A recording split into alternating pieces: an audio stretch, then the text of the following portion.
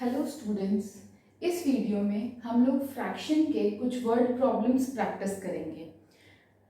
Almost 15 examples हम practice करेंगे क्योंकि मैंने देखा है बच्चों को फ्रैक्शन समझ में आ जाता है, बट जब बात उसके वर्ड प्रॉब्लम पे आती है तो हमेशा वो वहाँ फंस जाते हैं। तो अब इस वीडियो में हम फ्रैक्शन के वर्ड प्रॉब्लम्स को सॉल्व करेंगे और फ्रैक्शन के वर्ड प्रॉब्लम को कैसे सॉल्व करते हैं ये समझेंगे। 15 क्वेश्चंस हम ट्राई करेंगे, अलग अलग टाइप के क्वेश्चंस हैं, आइए समझते हैं। चलिए पहला क्वेश्चन शुरू करते हैं। फर्स्ट क्वेश्चन है, the line segment A B is 3/4 of the line segment CD. The length of the line segment EF is 5/6 of the length of the line segment AB. Now, if CD is 12 centimeter, find the length of EF. देखिए question में साफ दे रखा है AB जो है वो 3/4 CD है और ये भी दे रखा है कि EF जो है वो 5/6 AB है। इसके अलावा और क्या दे रखा है कि जो CD है वो 12 सेंटीमीटर का है और हमसे पूछा क्या है EF कितने का है। देखिए अगर हमको CD पता है 12 सेंटीमीटर तो हम CD की जगह 12 पुट करके AB निकाल सकते हैं। Calculating AB is equal to 3/4 into 12, that is 9 centimetre. अब AB हमको मिला 9 सेंटीमीटर, वही AB अगर मैं यहाँ पुट कर दूँ तो मुझे EF मिल जाएगा। ओके, तो 5/6 into 9 सेंटीमीटर यानी 3 2 3 3 हम बोल सकते हैं 15/2 centimetre, that is equal to 7.5 centimetre.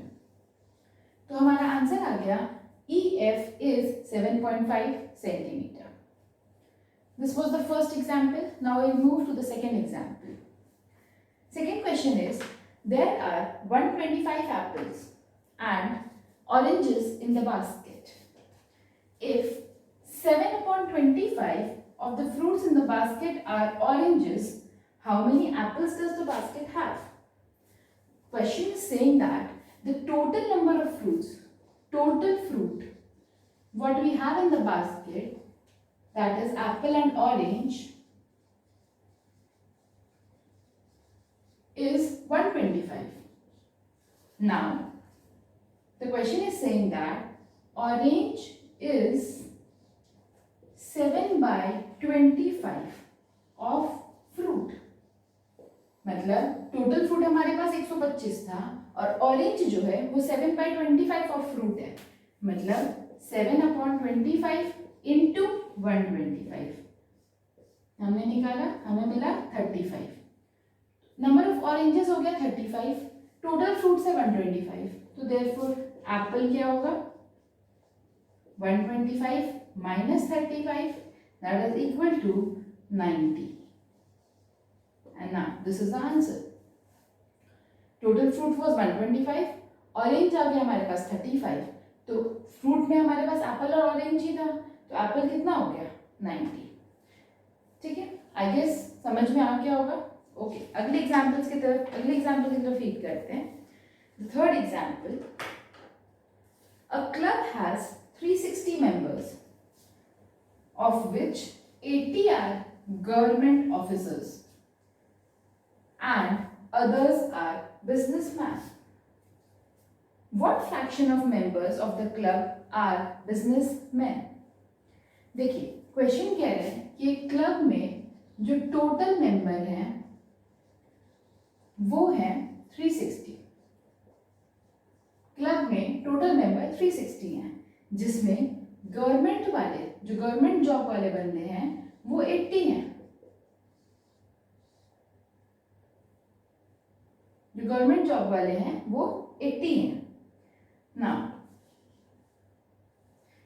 आपसे क्या है, बाकी जितने भी हैं वो सारे बिजनेसमैन हैं, तो बिजनेसमैन कितने होंगे, टोटल 360 हैं और 80 गवर्नमेंट वाले हैं, तो 360 माइनस 80 गवर्नमेंट बिजनेस वाले होंगे and that is equal to 280 businessman है।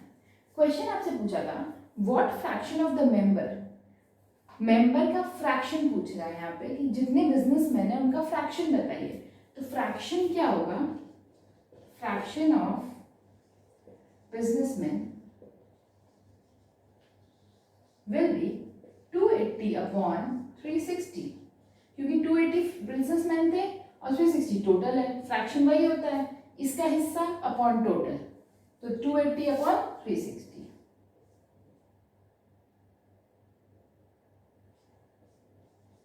That is equal to 7/9। तो क्वेश्चन में था कि हमारे पास टोटल मेंबर्स दे रखा था, गवर्नमेंट जॉब वाले बंदे दे रखा था, अब बोला बाकी जितने भी लोग हैं वो सारे बिजनेसमैन हैं, तो हमने बिजनेसमैन कितने हैं वो निकाल लिया। फिर हमसे उस बिजनेसमैन का फ्रैक्शन पूछा था, तो फ्रैक्शन होगा this quantity upon total, that is equal to 7/9। Okay, so now we will move to the next question, that is fourth question. A man earns 18,000 per month. He spends 5/9 of his income on household items and 5/12 of his income on other expenses. Find his monthly saving. Question में बोला है कि एक आदमी जो है वो 18,000 earn करता है, 18,000 अर्न करता है और उसकी इनकम का 5/9 हाउस होल्ड पे खर्च कर देता है। 5/9 of earning, that is equal to 5/9 into 18,000, that means rupees 10,000 उसका घर का खर्चे में चला जाता है। अब सोचो बेचारा 18,000 तो कमा रहा था, उसमें से 10,000 तो उसका घर खर्च में चला गया। एंड अदर एक्सपेंस में क्या था, 5/12, अदर एक्सपेंस में बोला है 5/12 और इसमें कोई रिमेनिंग की बात नहीं किया है, ऐसा नहीं बोला है कि अदर एक्सपेंसेस 5/12 ऑफ रिमेनिंग है, नहीं, टोटल का ही 5/12 बोल रहा है। अनटिल एंड अनलेस मेंशन नहीं हो आप अपने हिसाब से क्वेश्चन को नहीं करोगे। देखिए टोटल 18,000 कमाया, 10,000 घर खर्च में चला गया और 7,500 उसका बाकी एक्सपेंस हो गया। क्वेश्चन में आपसे पूछा है उसकी सेविंग कितनी है, तो सेविंग कितनी है, इन दोनों को प्लस करके इसमें से माइनस करेंगे, इन दोनों को प्लस करेंगे तो हमको मिलेगा 17,500 और उसको माइनस कर देंगे 18,000 में से, तो हमको कितना मिल जाएगा, केवल और केवल 500। तो हर महीने 500 रुपया बचाता था। ठीक है, ओके, तो आगे चले अगले एग्जाम्पल की तरफ। अगला क्वेश्चन है, mister Sharma spends rupees 5,250 and she is left with 4/25 of her salary. कह रहा है कि मिसेस शर्मा 5,220 खर्च करती हैं, स्पेंड करती है 5,250 रुपीज और उसके बाद भी लेफ्ट बचने वाला कितना बचता है उसके पास, 4/25 ऑफ सैलरी, 4/25 ऑफ सैलरी बच जाता है। दैट मीन्स टोटल सैलरी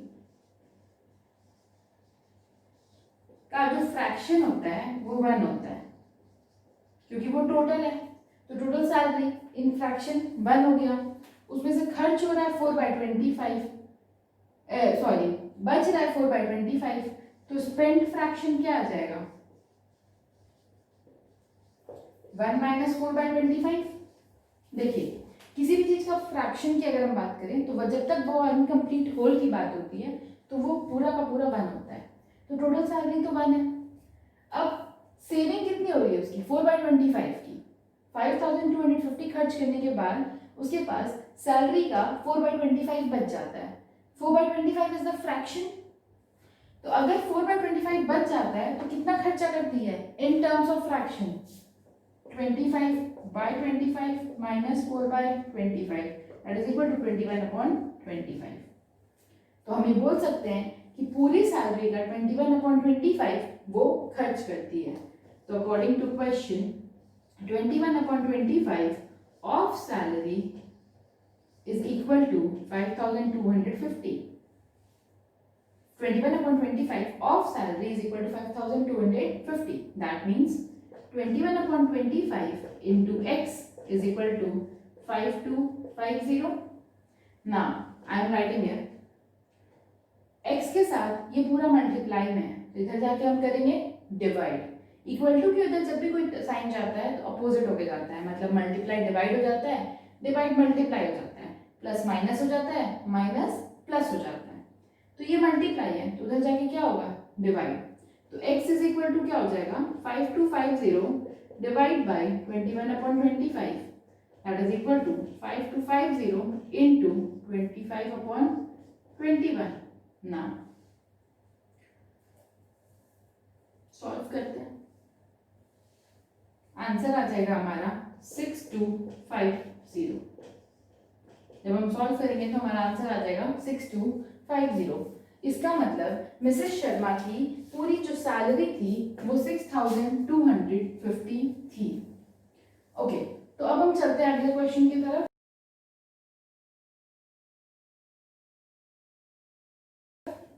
हो आपको समझ में आ रहा हो. अगला क्वेश्चन कह रहा है 39 kg of rice is taken out of a bag of rice. If 8/21 of the rice is left in the bag, find the quantity of the rice in the bag contained in the beginning. That means एक bag है हमारे पास, इसमें rice है. हमने बोला कि इसमें से हमने 39 kg निकाल लिया. जब हमने 39 kg निकाल लिया तो इसमें जो राइस बचा उसका फ्रैक्शन दे रखा है 8/21. दिस क्वेश्चन इज सिमिलर जो हमने इसके पहले किया था. 39 kg हमने निकाला, उसके बाद जो बचा उसका फ्रैक्शन दिया है 8/21. तो बताओ उसके बाद शुरुआत में कितना था. शुरुआत में जो था वो 1 फ्रैक्शन की तरह काम करेगा क्योंकि वो होल था. तो beginning at beginning rice fraction is equal to 1. Now after removing left fraction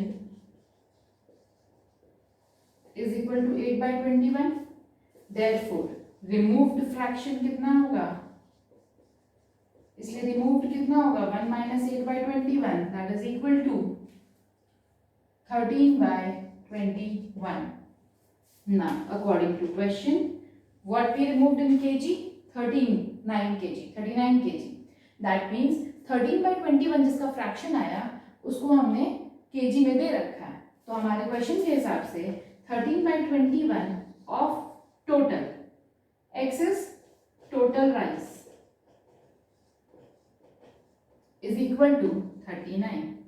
तो x इज इक्वल टू क्या होगा 39 डिवाइड बाय 13/21 यानी 39 into 21/30 that is equal to 63 kg. मतलब उसके पास शुरुआत में 63 kg था, जिसमें से जब हमने 39 kg निकाल लिया तो जो kg बचा वो पूरे फ्रैक्शन का 8/21 था.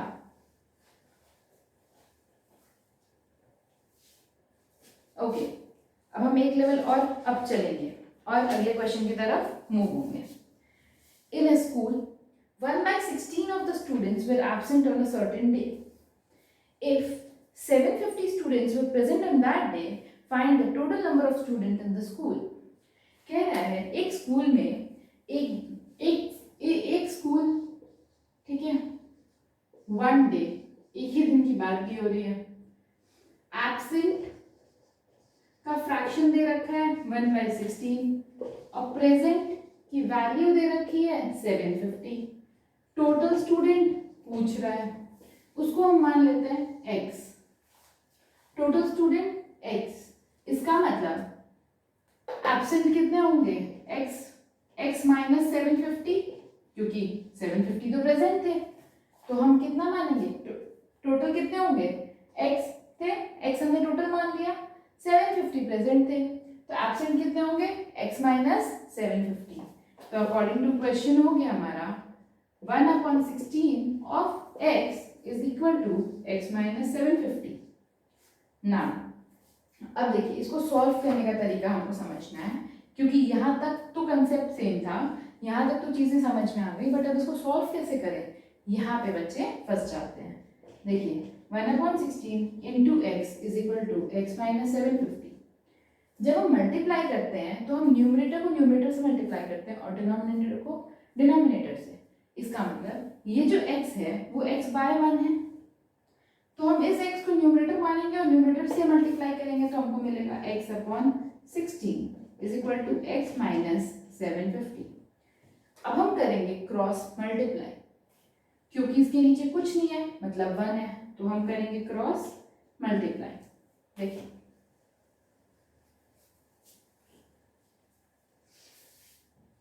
x is equal to 16x minus 750. It gives x is equal to 16x minus 16 into 750. ये इसके साथ भी बढ़ गया और ये इसके साथ भी बढ़ गया। This is distributive property of multiplication. ये जो 16 है वो इसके साथ भी बढ़ेगा और 16 इसके साथ भी बढ़ेगा। अब इसको इधर ले आते हैं और इस x को उधर भेज देते हैं तो हो जाएगा 15x। x is equal to क्या होगा,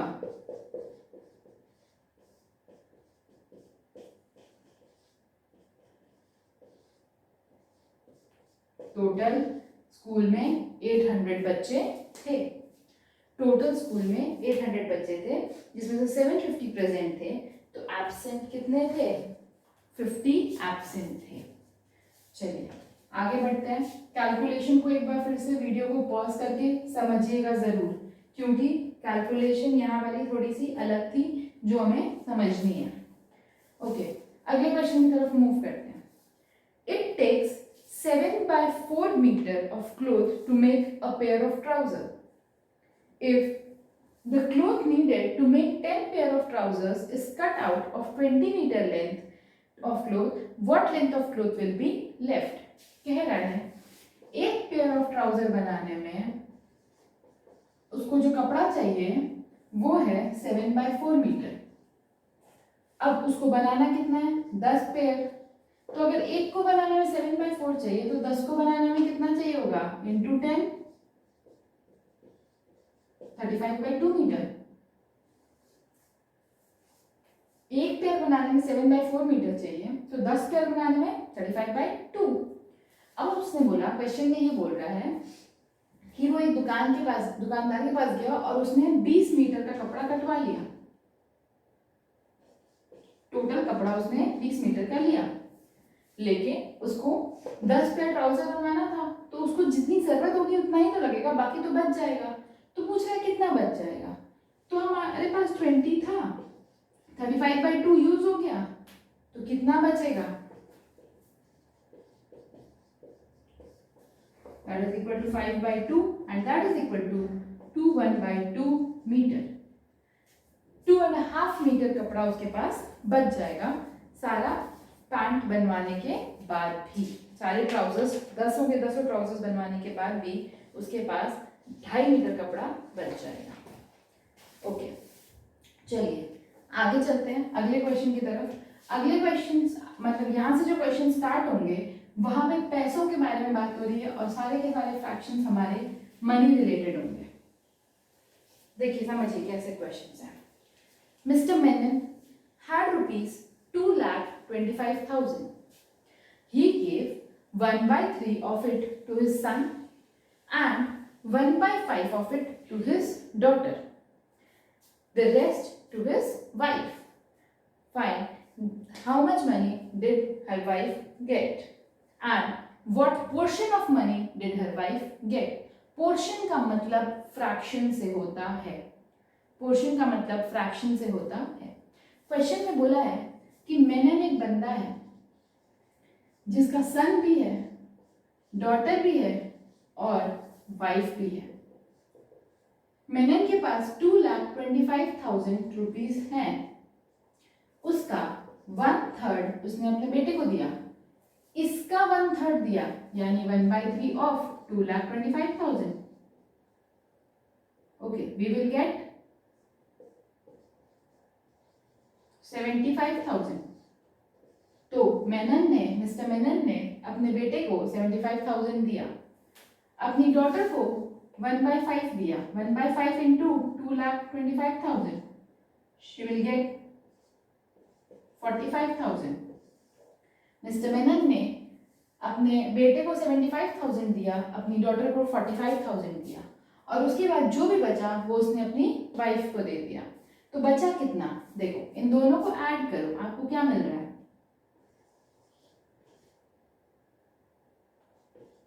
1,20,000। 1,20,000 उसने इन दोनों को दे दिया, तो बचा उसने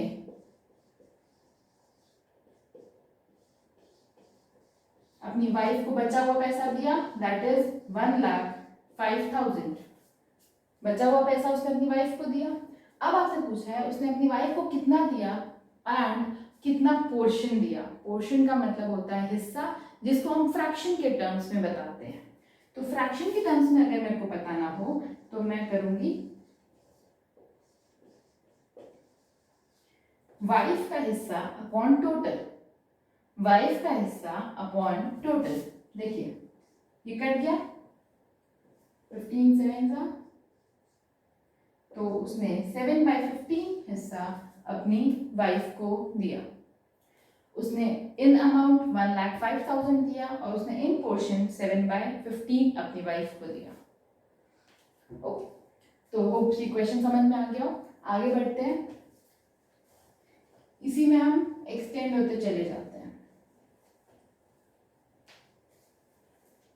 देखिए क्वेश्चन बोल रहा है कमल reads 1/3 of a book on the first day and 1/4 of the remaining portion on the second day. What portion of the book does Kamal read in 2 days? If 200 pages of the are still left to read, find the number of pages in the book. तो question ध्यान से पढ़िएगा। Question में बोल रहा है कि एक बुक है, कमल ने उस बुक का 1/3 पेज पहले दिन में पढ़ा था। हमने अज्यूम कर लिया टोटल पेज x। तो फर्स्ट डे कमल ने कितना पढ़ लिया? 1/3 of x, that is equal to x/3। अब आप आगे देखिए, लिख रहा है and 1/4 of the remaining portion. क्योंकि अगर रिमेनिंग पोर्शन की बात किया है तो हम निकालेंगे कि रिमेनिंग है कितना। पहले x था, उसमें से x/3 उसने पढ़ लिया, तो रिमेनिंग हो गया 2x/3। 2x/3।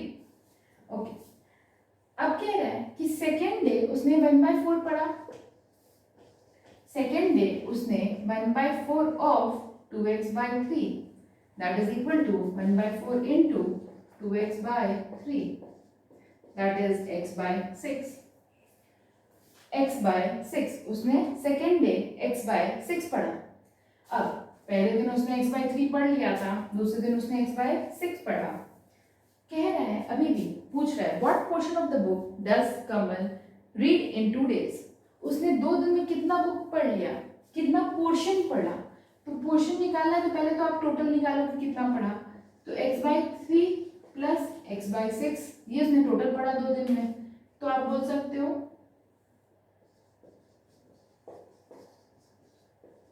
3x/6 that is equal to x/2। यानी x टोटल पेज था और x/2 उसने पढ़ लिया, तो कितना पोर्शन पढ़ा। अगेन पोर्शन इज फ्रैक्शन, यानी 1/2 उसने इन पोर्शन पढ़ लिया। उसने इन पोर्शन 1/2 पढ़ लिया। अब एक बात बताइए, हमारे पास टोटल x था और उसने 2 दिन में x/2 किताबें पढ़ ली, तो कितनी बची? टोटल x था और उसने 2 दिन में x/2 पढ़ लिया, तो कितना बचा? Left x minus x/2। Total x था और उसने x/2 पढ़ा 2 दिन मिला के, तो x माइनस x/2 कर दो, तो आपका आ जाएगा अगेन x/2। अभी भी उसका x/2 बचा हुआ है और क्वेश्चन में दे रखा है कि जो बचा हुआ है वो है 200 page and that is equal to 400 page. thus उस पूरी बुक में टोटल 400 पेज था, जिसका 1/3 उसने पहले दिन पढ़ा और बचे हुए का 1/6 उसने सेकेंड डे पढ़ा। दोनों दिन मिला के उसने 200 पेजेस पढ़े और अगले 200 पेजेस के हिसाब से हमारा आंसर आ गया। तो ये क्वेश्चन थोड़ा सा ट्रिकी था, थोड़ा अलग था और थोड़ा अभी तक जो हम जिस लेवल पर चल रहे थे उससे थोड़ा सा हायर लेवल पे था। ओके, तो एक स्टेप और अहेड चले। अगला question, Reema spends 1/2 of her money in a shop. Then she spent 1/3 of what is left on the bus fare. If she is finally left with ₹20, how much did she have in the beginning? Question कह रहा है कि रीमा एक बंदी है, उसके पास कुछ पैसे थे, कितने थे ये नहीं पता, जिसको मैंने एक्सलेट कर लिया। अब कह रहा है वो दुकान पे गई और उसने 1/2 स्पेंड कर दिया। तो 1/2 फ्रैक्शन है तो 1/2 x की बात करेंगे ना, तो 1/2 of x that is equal to x/2।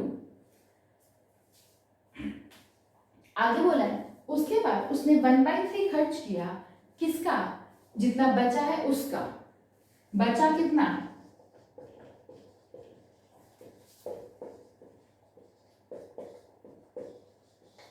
x/2 बचा है उसके पास। टोटल x था, उसे एक दुकान पे गई, x/2 खर्च कर दिया। x था, x/2 खर्च कर दिया, x/2 बचा है। अब उसका उसने बस फेयर पे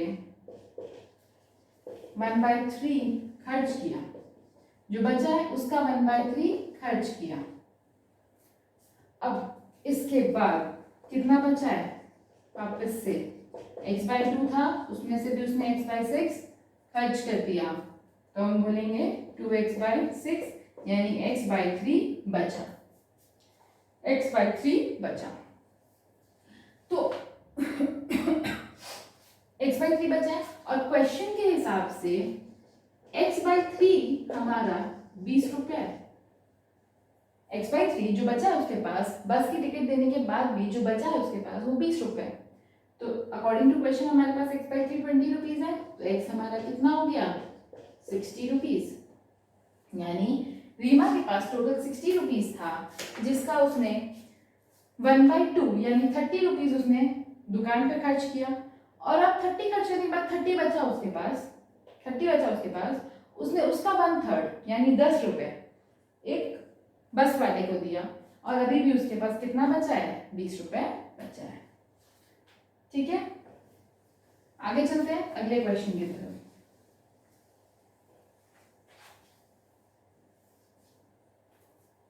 ओके, नेक्स्ट क्वेश्चन थोड़ा सा वर्ड्स अलग है, ध्यान से समझिएगा। A container of milk is 4/5 full. एक मिल्क का कंटेनर है जो 4/5 भरा हुआ है। When 10 liter of milk is poured into it, the container becomes 9/10 full.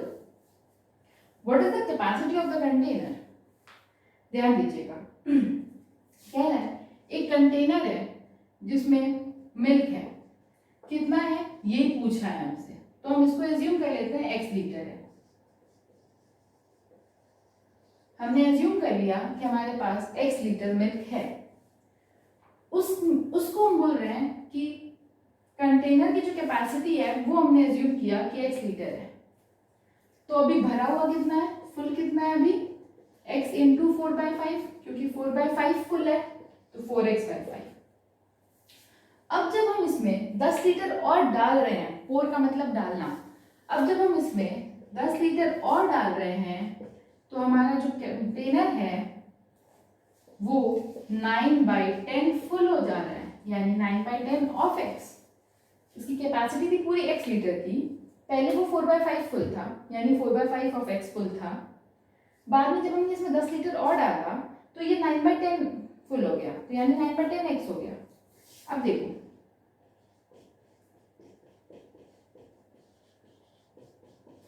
x को एक पास करें, 10 को यहीं छोड़ दो,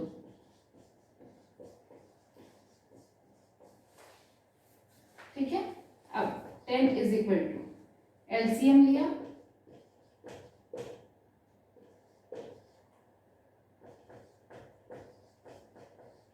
अब x के साथ 10 डिवाइड में है तो उधर जाके क्या हो जाएगा, मल्टीप्लाई, तो x इज इक्वल टू क्या हो जाएगा, 100 लीटर। मतलब ये जो हमारे पास कंटेनर है उसकी कैपेसिटी 100 लीटर की थी। Okay, moving towards the next question.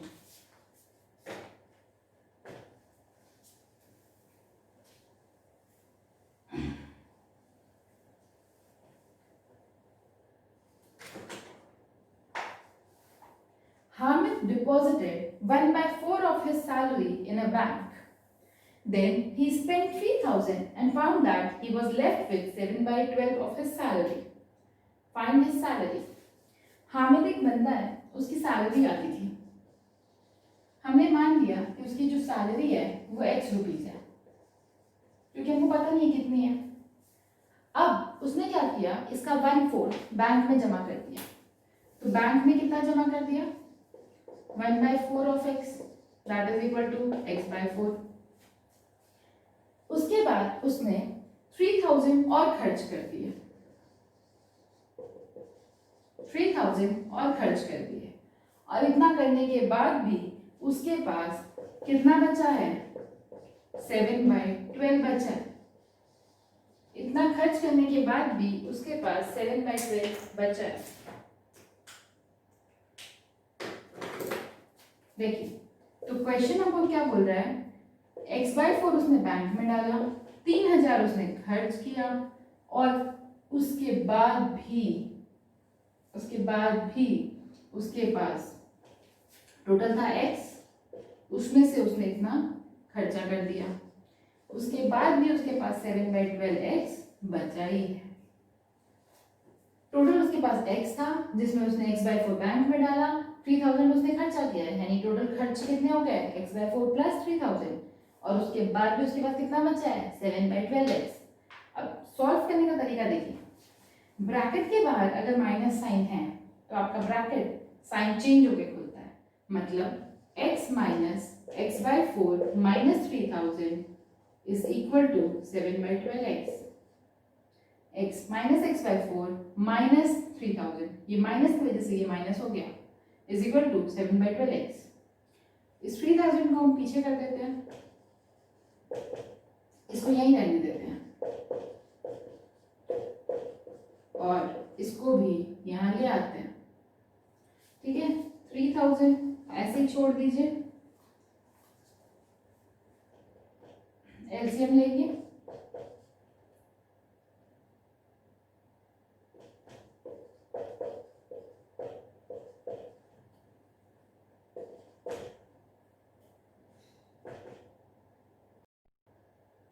Twelve में से 3 गया 9, 9 में से 7 गया 2, यानी 2x/12। 3,000 के बराबर है 6 हुआ, x इज इक्वल टू 6 इधर जाके मल्टीप्लाई हो गया तो हमको मिल गया 18,000।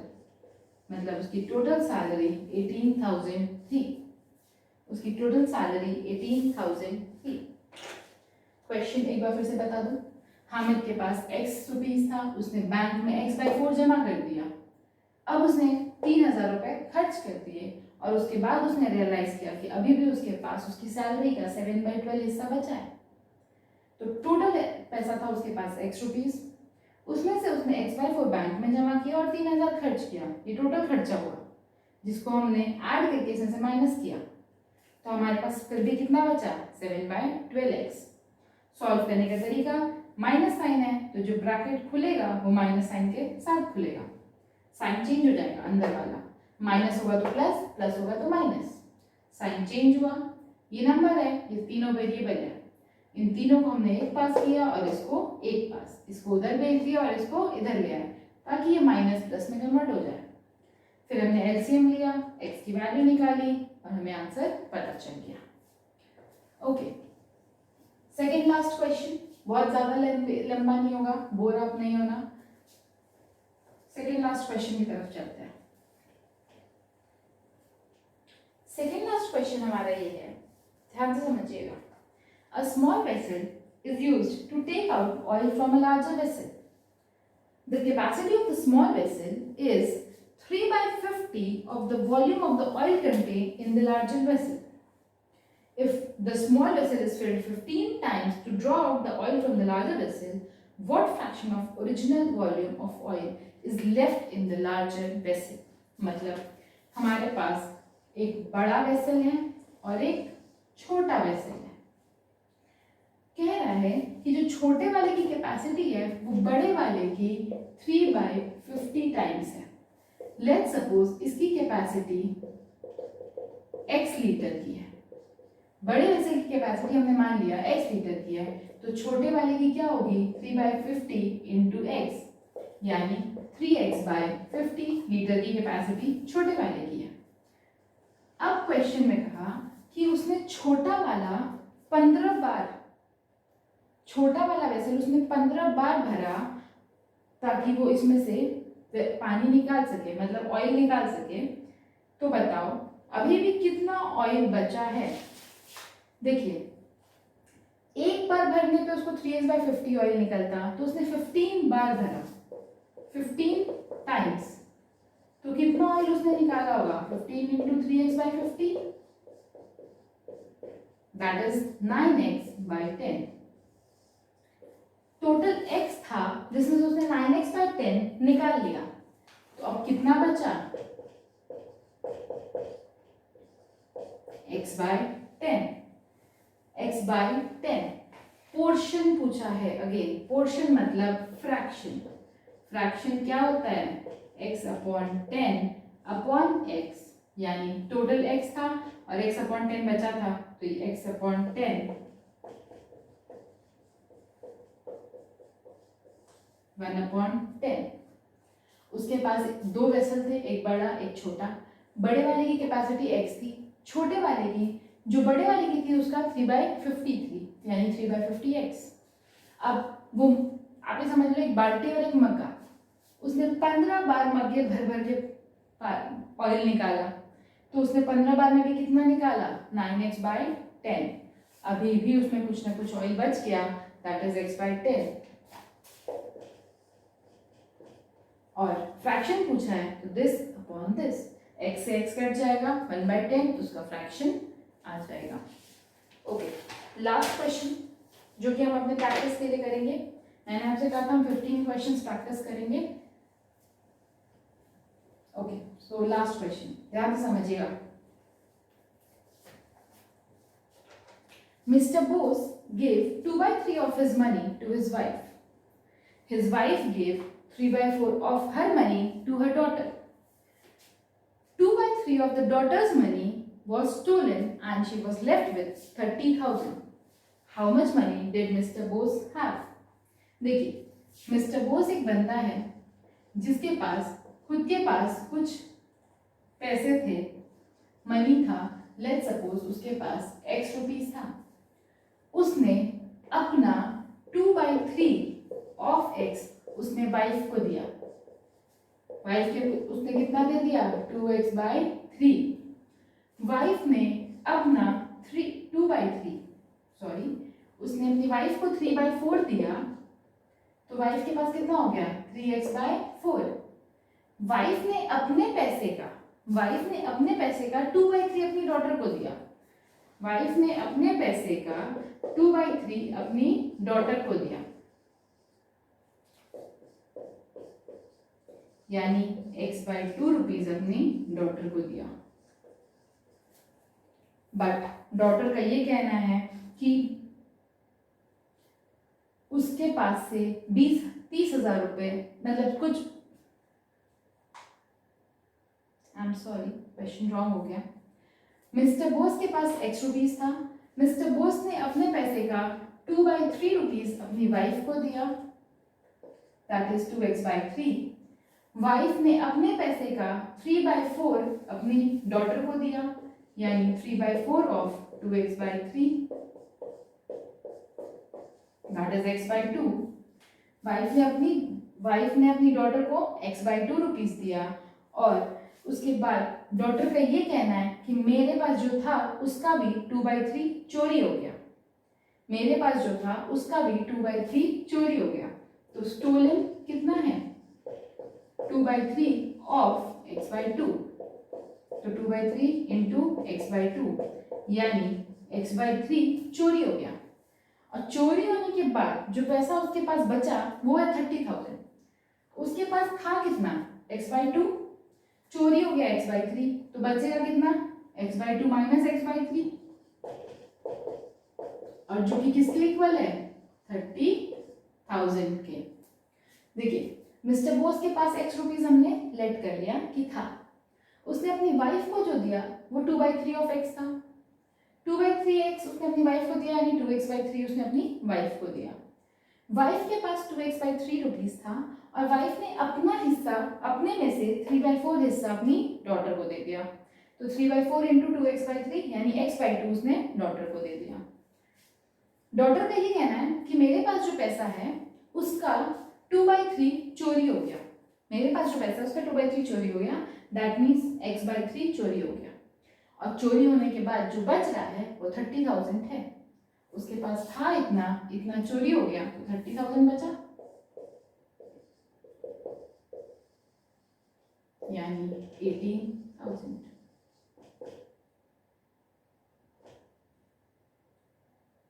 सॉरी 1,80,000। टोटल मनी जो मिस्टर बोस के पास था वो 1,80,000 था।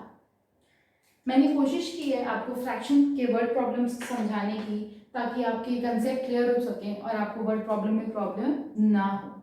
तो आपसे रिक्वेस्ट है कि आप इस वीडियो को देखिए, नहीं समझ में आए आप दोबारा देखिए, और उसके बाद भी नहीं आए तो प्लीज़ कमेंट सेक्शन में मुझे मैसेज करिए, या आप मुझे इनबॉक्स कर सकते हैं, या आप मुझे कमेंट सेक्शन में नोटिफाई कर दीजिए ताकि मैं आपको हेल्प कर सकूँ। अगर आपको वीडियो समझ में आई तो प्लीज़ वीडियो को लाइक करिए और चैनल को सब्सक्राइब करिए। Thank you.